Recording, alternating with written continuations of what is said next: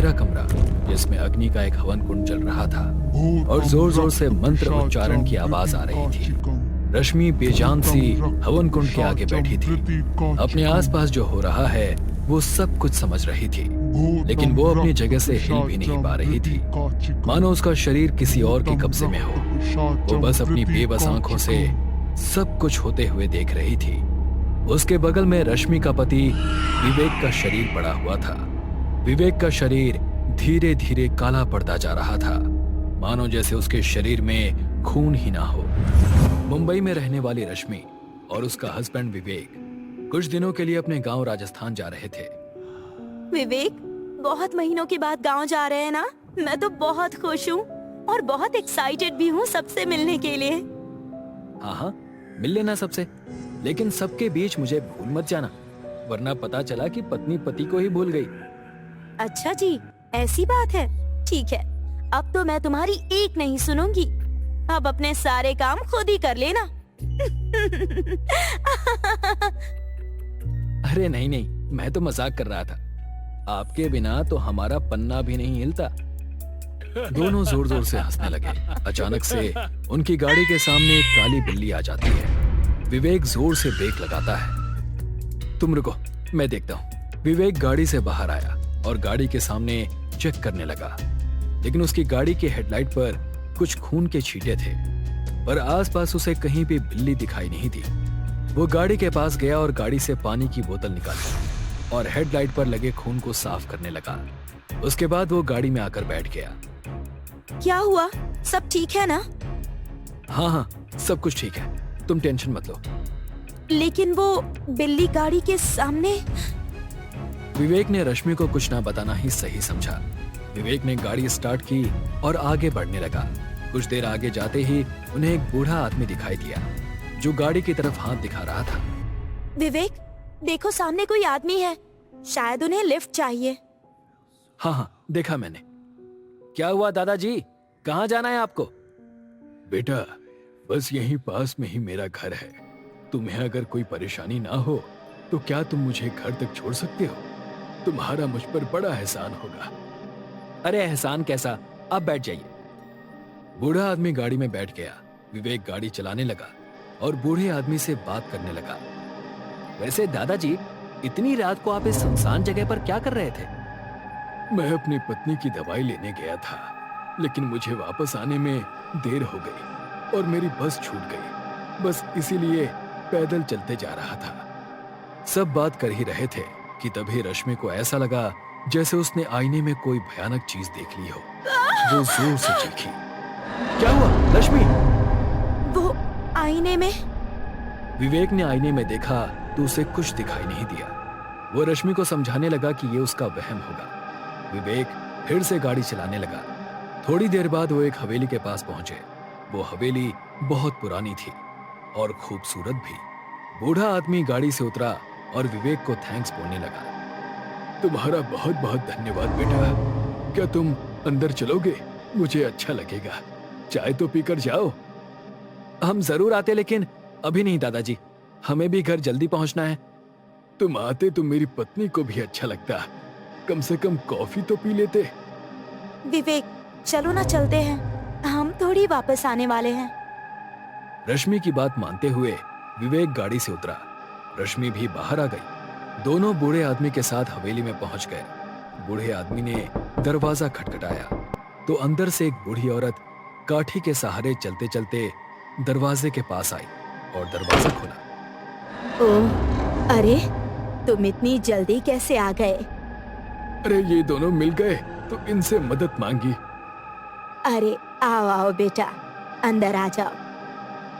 रश्मि और विवेक हवेली के अंदर गए और सोफे पर बैठ गए। वैसे दादाजी, आपकी हवेली तो बहुत अच्छी है। हाँ, ये हमारी पुरखों की हवेली है। कम से कम 300 साल पुरानी है ये। क्या हम हवेली को घूमकर देख सकते हैं? हाँ हाँ बेटा, देख लो, तब तक कॉफी भी बन जाएगी। रश्मि और विवेक हवेली घूमने लगे। घूमते घूमते रश्मि एक कमरे में पहुंची। कमरे में अंधेरा था।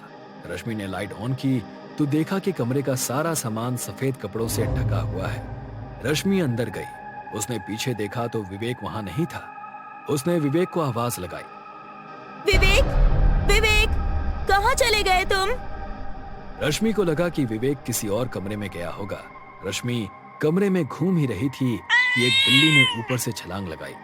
उसकी आवाज से रश्मि डर गई। उसने पीछे देखा तो बिल्ली भागती हुई कमरे से बाहर गई। तभी रश्मि को ऐसा लगा जैसे उसे कोई बुला रहा हो। रश्मि, रश्मि। रश्मि उस आवाज की ओर बढ़ी। उसने अपना हाथ उठाया और सामने वाला एक सफेद कपड़ा खींचा तो उसे एक आईना दिखाई दिया। वो धीरे धीरे आईने की तरफ बढ़ी।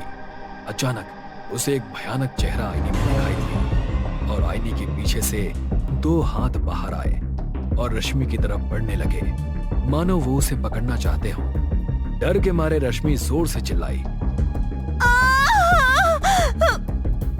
रश्मि की आवाज सुनकर विवेक कमरे की ओर भागा। वो रश्मि के पास गया। क्या हुआ तुम्हें? तुम चीखी क्यों? वो आईने में। आईने में क्या रश्मि? वहां तो कुछ भी नहीं है। वहां कोई था विवेक, मैंने देखा था। लगता है आज तुम्हें कुछ ज्यादा ही भ्रम हो रहा है। पहले गाड़ी में और अब यहाँ। चलो नीचे चलो, बहुत घूम लिया। रश्मि और विवेक दोनों नीचे गए। बूढ़ी औरत दोनों के लिए कॉफी लेकर आई। अरे आओ बेटा, देख लिया घर, अब कॉफी पी लो। बूढ़ी औरत ने रश्मि और विवेक को कॉफी दी। दोनों ने ही कॉफी पी और वापस घर जाने के लिए निकल पड़े। अच्छा दादाजी, दादी जी, हम निकलते हैं। आप दोनों से मिलकर बहुत अच्छा लगा। विवेक और रश्मि निकलने ही वाले थे कि अचानक दोनों को चक्कर आने लगा। विवेक, ये क्या हो रहा है? मुझे चक्कर क्यों आ रहे हैं? रश्मि, मुझे भी कुछ दिखाई नहीं दे रहा है। सब धुंधला होता जा रहा है। इससे पहले कि दोनों कुछ समझ पाते, विवेक बेहोश होकर नीचे गिर गया और रश्मि वहीं एक पुतले की तरह खड़ी रही। बूढ़ा आदमी और औरत दोनों को अपने हवेली के एक अंधेरे कमरे में लेकर गए।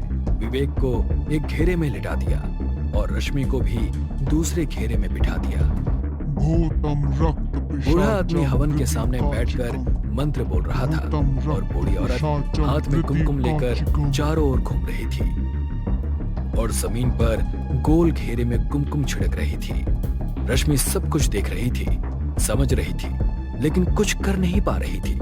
जैसे जैसे वो बूढ़ा आदमी मंत्र पढ़ते जा रहा था, विवेक का शरीर काला पड़ता जा रहा था और कुछ ही देर में विवेक का पूरा शरीर एक सड़ी हुई लाश की तरह बन गया। रश्मि अपनी बेबस आंखों से इस घटना को देख रही थी। फिर वो बूढ़ी औरत रश्मि के पास गई और उसने रश्मि की बाएं हाथ की उंगली काटी और उसका खून एक कटोरी में जमा करने लगी। थोड़ी देर बाद रश्मि का खून उस कटोरी में भर गया और रश्मि वहीं जमीन पर गिर गई। बूढ़ी औरत ने वो खून नीचे रखा और कुछ मंत्र पढ़ने के बाद सारा खून बूढ़ी औरत ने खुद पी लिया। क्या हुआ? कैसा लग रहा है अब? बहुत अच्छा लग रहा है, फिर से जवान खून पीकर। क्या हुआ, तुम कुछ नहीं कहोगे? क्या अपना चेहरा नहीं देखना चाहोगे? हाँ जरूर। बूढ़ी औरत और उस आदमी ने अपना चेहरा पानी में देखा। पानी में रश्मि और विवेक का चेहरा दिखाई दिया और पूरी हवेली में दोनों की हंसने की भयानक आवाजें सुनाई दे रही थी।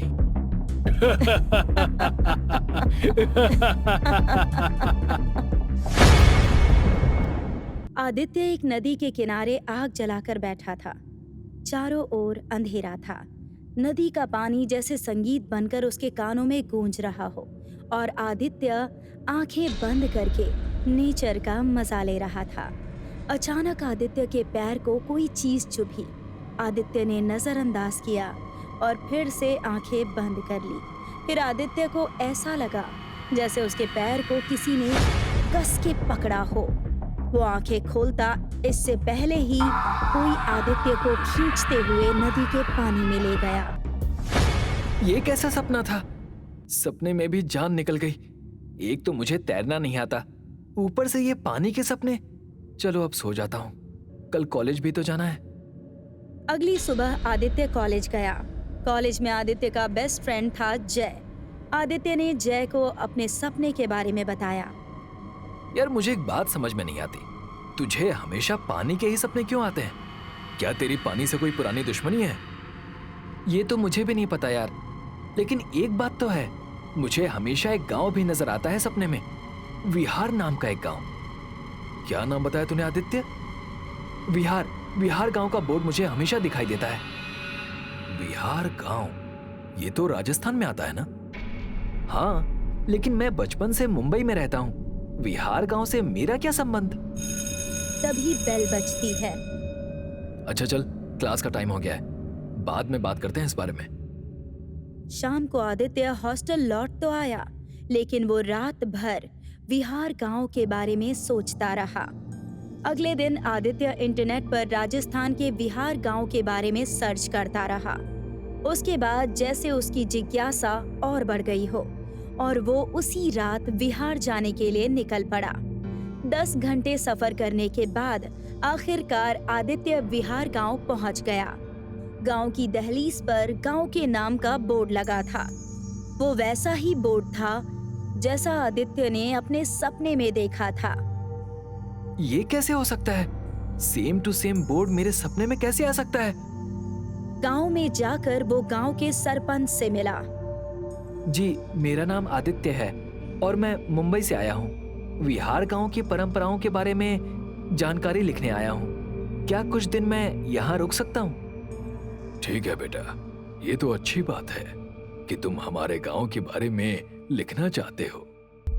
सरपंच ने गांव के धर्मशाला में आदित्य का रहने का इंतजाम किया। रात को सरपंच खुद आदित्य के लिए खाना लेकर गए। देखो बेटा, तुम हमारे गांव के बारे में लिख रहे हो, इसीलिए तुम्हें एक बात बताना चाहता हूँ। हमारे गांव में शाम के 7 बजे के बाद कोई भी नदी या तालाब के पास नहीं जाता, तो तुम भी 7 बजे के बाद यहाँ से कहीं बाहर नहीं जाओगे, ठीक है? ठीक है सरपंच जी, लेकिन मैं क्या जान सकता हूँ कि ऐसा क्यों है? मतलब 7 बजे के बाद नदी किनारे ऐसा क्या होता है? देखो बेटा, तुम शहर से आए हो, शायद तुम इन सब बातों पर विश्वास ना करो, लेकिन हम मानते हैं 7 बजे के बाद इंसानों के लिए वहां खतरा होता है, इसलिए कह रहा हूँ बाहर मत निकलना। ऐसा कहकर सरपंच जी वहां से निकल गए। आदित्य ने खाना खाया और सो गया। अगले दिन आदित्य गांव में घूम रहा था। घूमते घूमते उसे पता भी नहीं चला कि वो गांव के पुराने महल के पास पहुंच गया। महल बाहर से बहुत ही खूबसूरत था। महल को देखकर आदित्य जैसे उसके करीब खिंचता जा रहा था। वो महल के गेट के बाहर पहुंच गया। वो अंदर जाने ही वाला था कि गांव के सरपंच ने उसे पीछे खींच लिया। तुम ये क्या कर रहे हो? तुम्हें यहाँ आने से मना किया था ना? सरपंच जी, आपने तो नदी किनारे जाने से मना किया था ना? ये तो कितना खूबसूरत महल है। खूबसूरत महल? कौन सा खूबसूरत महल? आदित्य ने देखा तो वहाँ कोई महल नहीं था, बल्कि वो नदी के किनारे खड़ा था। आदित्य को ये बात बहुत अजीब लगी, लेकिन सरपंच जी शायद कुछ समझ गए थे। आदित्य वापस धर्मशाला में लौट आया। बाहर घनघोर बारिश हो रही थी। धर्मशाला में जब आदित्य उसके साथ घटी घटना के बारे में सोच रहा था, सरपंच जी वहां पर आ गए। आदित्य बेटा, मैं जो तुम्हें बताने जा रहा हूँ शायद तुम उस पर भरोसा ना कर सको, लेकिन हमारे गांव को पंडुबा का श्राप है। पंडुबा? ये कौन है और इसने क्या श्राप दिया है विहार गांव को? सरपंच जी ने बताया कि तकरीबन 200 साल पहले हमारा गांव नहीं एक राज्य हुआ करता था। यहाँ के राजा सूर्यभान रायजादा थे। सूर्यभान रायजादा का नाम सुनकर आदित्य चौंक गया। सरपंच ने बताया कि वो बहुत ही क्रूर और निर्दयी राजा थे। अपने राज्य में वो सिर्फ अपनी ही मनमानी करते थे और धीरे धीरे राज्य का रोजगार भी कम होने लगा। लोगों को अनाज की कमी होने लगी। लोग भूखों मरने लगे। गांव में पांडु नाम का एक गरीब किसान था। वो अपने परिवार के साथ रहता था। सुनिए, घर में अनाज का एक दाना भी नहीं है। कल भी बच्चे भूखे सोए थे और आज भी ऐसे ही सोएंगे क्या? आप बाहर जाकर जरा अनाज का इंतजाम तो कीजिए। पूरे राज्य में अनाज की कमी है। अब तो कोई भीख भी नहीं देता। क्या करें, कुछ समझ में नहीं आ रहा। पांडु उदास चेहरे के साथ बाहर निकला। थोड़ी देर आगे जाकर उसने देखा कि कुछ लोग बोरी में अनाज भरकर महल की तरफ जा रहे हैं। पांडु की भूख और अपने परिवार की चिंता ने उसे चोरी करने पर मजबूर कर दिया और उसने अनाज की चोरी की। ये बात जब राजा सूर्यभान को पता चली तो उन्होंने बड़ी ही क्रूरता से पांडु को मौत की सजा सुनाई। इसने हमारे राज्य में रहकर हमारा अनाज चुराने का अपराध किया है। इसे ऐसी सजा दी जाए कि आगे ऐसा कोई भी करने की हिम्मत ना करे। पांडु के हाथ पैर बांधे और उसे एक पत्थर से बांध दिया। पांडु विनती करता रहा कि उसे छोड़ दे, उसके परिवार को उसकी जरूरत है, लेकिन राजा ने पांडु को नदी के बीचों बीच पानी में फेंक दिया। तब से पांडु की आत्मा पनडुब्बा बनकर सारे लोगों से अपना प्रतिशोध ले रही है। रात के वक्त पनडुब्बा पानी से बाहर आता है और सामने अगर कोई भी इंसान दिखे तो उसे मारकर उसका मांस खाता है। क्या आपके पास कोई तस्वीर है राजा सूर्यभान के परिवार की? हाँ है। सरपंच जी ने एक पुरानी किताब निकाली जिसमें राजा सूर्यभान और उसके परिवार की सारी कहानी थी और आखिरी पन्ने पर पूरे परिवार की तस्वीर थी। तस्वीर देखकर आदित्य चौंक गया क्योंकि उसमें उसके दादाजी की जवानी की भी तस्वीर थी। ये कौन है सरपंच जी? ये राजा प्रताप रायजादा है, सूर्यभान रायजादा के पोते हैं। ये कैसे हो सकता है? ये तो मेरे दादाजी हैं। इनकी तस्वीर भी हमारे घर में लगी है और मेरा नाम आदित्य रायजादा है। मैं ये तो जानता था कि तुम्हारा राजा सूर्यभान से कोई ना कोई रिश्ता जरूर है, इसीलिए तुम्हें वो महल दिखाई दिया जो कई सालों पहले पानी में डूब गया था। सरपंच ने बताया कि पांडु के मरने के बाद उसकी आत्मा ने राज्य के पीने का पानी यानी नदी पर अपना घेरा बनाया। गांव का कोई भी आदमी रात को नदी के पास जाता तो पांडु उसे मार देता। एक दिन जब राजा सूर्यभान ने तांत्रिक को बुलाकर पांडु की आत्मा को यानी पनडुब्बा को पकड़ने की कोशिश की, लेकिन पनडुब्बा ने सबको मार डाला और राजा सूर्यभान के सारे वंशज खत्म करने की बात की। और कुछ दिन बाद ही पनडुब्बा ने राजा के एक पुत्र की जान ले ली जो रात में शिकार के लिए गया था। फिर दूसरे बेटे को भी मार डाला। पनडुब्बा की बात को सच होता देख उन्होंने अपने पोते को शहर भेज दिया। उसके कुछ दिन बाद ही राजा सूर्यभान की लाश उन्हीं के महल के पीछे वाली कुएं में मिली। उनके साथ क्या हुआ ये कोई नहीं जानता। बेटा, जितनी जल्दी हो सके यहाँ से चले जाओ। पूरी कहानी बताकर सरपंच जी वहाँ से निकल गए। बाहर पूरा पानी भरा हुआ था। धीरे धीरे नदी में बाढ़ आने लगी और नदी का पानी गांव में आ गया और धर्मशाला में भी पानी भर गया। धीरे धीरे पानी आदित्य की घुटनों तक पहुंच गया। आदित्य ने बाहर निकलने की बहुत कोशिश की मगर उसे ऐसा लगा जैसे उसके पैरों को किसी ने जकड़ लिया हो। वो हिल भी नहीं पा रहा था। कौन है? छोड़ो मुझे, छोड़ो! कौन है?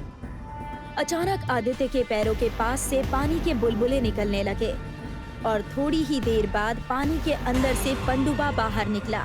पूरा काला नीला सड़ा हुआ शरीर जिसमें से गंदी बदबू आ रही थी। लाल भयानक आंखें, नुकीले दांत, पीठ पर कुबड़ और लंबे लंबे हाथ पैर। उसका ये भयानक शरीर देखकर आदित्य डर गया और जोर से चीखने लगा। बचाओ! बचाओ! मुझे छोड़ दो! जाने दो मुझे! मैंने तुम्हारा क्या बिगाड़ा है? आदित्य चीखता रहा लेकिन बाहर की बारिश, तेज हवाएं और कड़कती बिजली में उसकी आवाज कहीं दफन सी हो गई। मुझे भूख लगी है। बरसों की मेरी भूख आज शांत होगी जब मैं सूर्यभान के आखिरी वंशज को खाकर अपनी भूख मिटाऊंगा। आदित्य ने वहां से भागने की कोशिश की लेकिन पनडुब्बा ने उसे पकड़ लिया और एक ही झटके में उसे नोच नोच कर खाना शुरू किया। कुछ देर बाद आदित्य ने अपना दम तोड़ दिया। अगली सुबह जब गांव वाले धर्मशाला पहुंचे तो उन्हें आदित्य की आधी सड़ी हुई लाश मिली।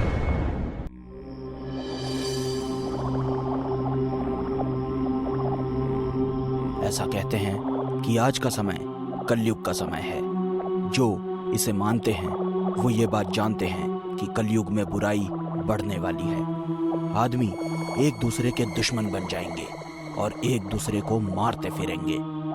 कोई किसी के बुरे वक्त में मदद नहीं करेगा, उल्टा सामने वाले की कमजोरी का फायदा उठाएगा। आज की इस कलयुग की कहानी ऐसी ही एक घटना पर आधारित है। एक रात प्रणित और एक डॉक्टर प्रणित के घर में बैठकर बातें कर रहे थे। प्रणित को एक बीमारी थी, उसी का इलाज करने के लिए डॉक्टर आई थी। देखो प्रणित, तुम्हें खुद का ध्यान खुद ही रखना होगा। तुम्हारी इस बीमारी की वजह से तुम्हारी सारी फैमिली तुम्हें छोड़कर चली गई है। तुम्हें हिम्मत से काम लेना होगा। मैं हिम्मत से ही काम ले रहा हूँ डॉक्टर, पर मैं क्या करूँ? मेरा डर बढ़ता ही जा रहा है।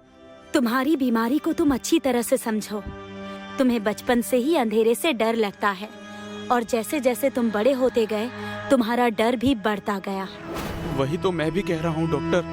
पर बचपन में तुम नादान थे, पर अब तुम्हें समझना होगा कि ये तुम्हारा वहम है, बाकी कुछ नहीं।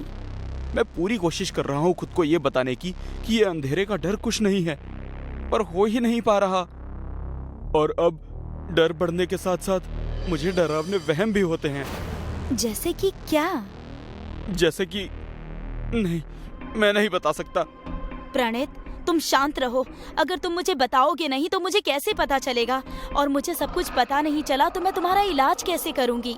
बताओ। जब भी मेरा सामना अंधेरे से होता है तो मुझे लगता है आसपास की सारी ना हिलने वाली निर्जीव चीजें मुझे मारने आ रही हैं। ऐसा लगता है कि वो सारी चीजें मिलकर मुझे अंधेरे में जकड़ देना चाहती हों। ठीक है प्रणित, मुझे तुम्हारी परेशानी समझ में आ रही है। फिलहाल के लिए ये दवाइयाँ ले लो, कल मैं आकर डोज बदल दूंगी। ठीक है डॉक्टर। अब मैं चलती हूँ। अपना ख्याल रखना और अंधेरे से दूर रहना। डॉक्टर वहां से दवाई देकर चली गई। प्रणित ने दवाई खाई और लाइट वैसे ही चालू रखकर सोने के लिए चला गया। प्रणित बेड पर सोने ही जा रहा था, तभी अचानक घर की लाइट चली गई। घर में पूरा अंधेरा हो गया। प्रणित बहुत डर गया क्योंकि ये उसके साथ पहली बार हो रहा था। बाहर भी काला अंधेरा था और घर में भी। प्रणित पूरे घर में यहाँ वहां भागने लगा। मुझे हिम्मत से काम लेना होगा। डरना नहीं है, डरना नहीं है। मुझे टॉर्च ढूंढनी होगी, वही रोशनी ला सकती है। वो टॉर्च को खोजने लगा। अचानक से उसे याद आया कि टॉर्च अलमारी में है। वो हिम्मत करके अलमारी के पास गया। जैसे ही उसने अलमारी खोली, अंदर के सारे कपड़े एकदम से उसके मुंह पर गिर गए। प्रणित और भी डर गया। बचाओ, बचाओ! वो जैसे तैसे करके कपड़ों से बाहर आया। घर में अभी भी घना अंधेरा था और उसकी वजह से प्रणित बुरी तरह से डर रहा था। अचानक उसकी नजर अलमारी में रखे टॉर्च पर पड़ी। वो बहुत खुश हुआ, पर अगले ही पल उसे यह एहसास हुआ कि टॉर्च लेने के लिए उसे उस अलमारी के पास जाना होगा। वो डरते हुए धीरे धीरे एक एक कदम बढ़ाकर अलमारी की ओर जा रहा था। जैसे ही वो उस अलमारी के पास पहुंचा, उसने झट से टॉर्च उठाई और उसे चालू किया। कमरे में थोड़ी रोशनी फैल गई। प्रणित को थोड़ा अच्छा फील हुआ। वो उस टॉर्च की मदद से मीटर बॉक्स की तरफ आया और लाइट किस वजह से गई है ये मालूम करने की कोशिश करने लगा। आसपास के सारे घरों की लाइट है, मेरे ही घर को क्या हुआ है? वो जब मीटर बॉक्स चेक कर रहा था, तभी अचानक टॉर्च बंद पड़ गई। प्रणित फिर से डर गया। इस बार वो ज्यादा डर गया क्योंकि उसकी आखिरी उम्मीद वो टॉर्च थी। प्रणित उसे शुरू करने की कोशिश कर रहा था, पर उसका कोई फायदा नहीं हुआ। एकदम से उसे घर के बाहर से किसी चीज के गिरने की आवाज आई। उस आवाज को सुनकर प्रणित डर के मारे कांपने लगा और घर के अंदर भाग गया। प्रणित भागता हुआ अपने कमरे में जा पहुंचा। जैसे ही वो वहां पहुंचा, उसने देखा कि उसकी अलमारी अपनी जगह पर न होकर दूसरी जगह पर है। जो कपड़े गिरे हुए थे वो भी पूरे कमरे में फैल चुके हैं। ये आ गए, ये सब कपड़े ये अलमारी मुझे मारना चाहती है। रोशनी, मुझे रोशनी खोजी होगी, वरना ये मुझे मार डालेंगे। मोमबत्ती लाया था मैं, पर वो तो अब किचन में होगी। मतलब अब किचन तक जाना होगा, वो भी इस जानलेवा अंधेरे में। नहीं नहीं, अगर बीच में ही किसी चीज ने मुझ पर हमला कर दिया तो नहीं नहीं, मैं नहीं जाऊंगा। प्रणीत वहीं अपने कमरे के एक कोने में बैठा रहा। उसका डर बढ़ता जा रहा था। बैठे बैठे उसे ऐसा लग रहा था जैसे वो सारे कपड़े, अलमारी, उसका बेड उसकी तरफ आ रहा है। अचानक उसकी अलमारी उसके ऊपर गिरने लगी। वो अलमारी उसके ऊपर गिरने ही वाली थी, पर प्रणीत वहां से हट गया। वो इतना डर गया कि वहां से भागते हुए सीधे किचन में पहुंचा। जैसे ही वो किचन में पहुंचा, वहां की सारी चीजें हिलने लगी। उसकी आवाज के कारण प्रणीत डर गया। वो किचन के बाहर भागने लगा, पर किचन का दरवाजा एकदम से बंद हो गया। ये सब मुझे मारने की कोशिश कर रहे हैं। इन्हें पता है कि मुझे अंधेरे से डर लगता है। अचानक किचन की खिड़की जोर से बजने लगी। नहीं नहीं, मुझे मत मारो। धीरे धीरे आवाज बढ़ने लगी। वो आवाज इतनी बढ़ गई कि एकदम से खिड़की के सारे कांच टूट गए। कांच टूटते ही सारी आवाजें शांत हो गई। प्रणीत खिड़की की तरफ ही देख रहा था। वो शांति से खड़ा ही था, तभी अचानक बाहर से एक चाकू तेजी से आकर उसकी छाती में घुस गया। प्रणीत उस चाकू के एक ही वार में बुरी तरह से घायल हो गया और जमीन पर गिर गया। वो जमीन पर तड़प रहा था। किसी भी समय वो मर सकता था। पर तभी अचानक उसके किचन का दरवाजा खुला और एक औरत की परछाई अंदर आने लगी। जैसे ही वो औरत अंदर आई, प्रणीत उसे देखकर हैरान रह गया और अगले ही पल उसने अपना दम तोड़ दिया, क्योंकि वो औरत और कोई नहीं बल्कि उसी की डॉक्टर थी। डरपोक इंसान, तुम जैसों को इस धरती पर जीने का कोई हक नहीं है। अब तुम्हारी सारी दौलत